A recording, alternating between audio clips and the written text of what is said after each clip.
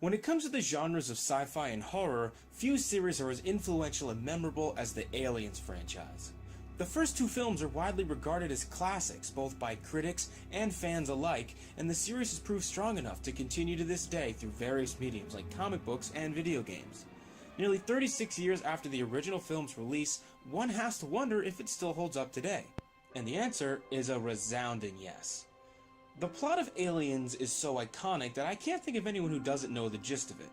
While exploring an out-of-the-way planet, a crew member of the interstellar vessel the Nostromo falls victim to an alien parasite. It latches itself to his face and the rest of the ship tries to find ways to remove it. Eventually, it falls off and the victim comes to, only to have an alien offspring burst from his chest. The remaining crew do their best to survive as they're trapped on board the ship while a fully grown alien begins stalking them one by one. The story moves at a slow pace, with about half the film going by before the alien really shows up. This sounds like it'd be a hindrance on paper, but the movie builds its atmosphere in such a fantastic way that it hardly bothered me. The cast all have a very natural chemistry with one another that makes it feel less like you're watching actors and more like you're watching a documentary on space truckers. The set design is amazing as well, and when coupled with some fantastically effective cinematography, becomes very immersive and atmospheric.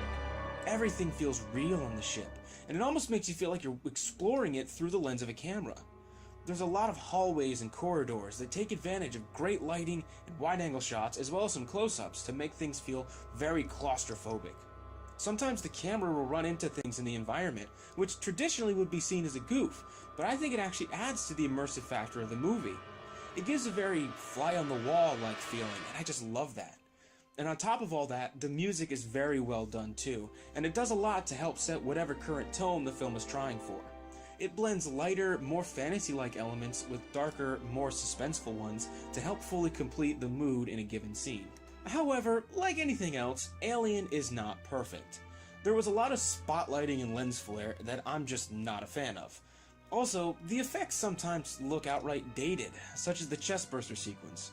And for all its effective camera work and lighting, sometimes the alien really just looks like a guy in a suit. And without giving too much away, the scene in which the alien is finally killed looks kinda hokey and it's disappointing. Plus, there are more than a few cat-induced jump scares that I turned off of really fast.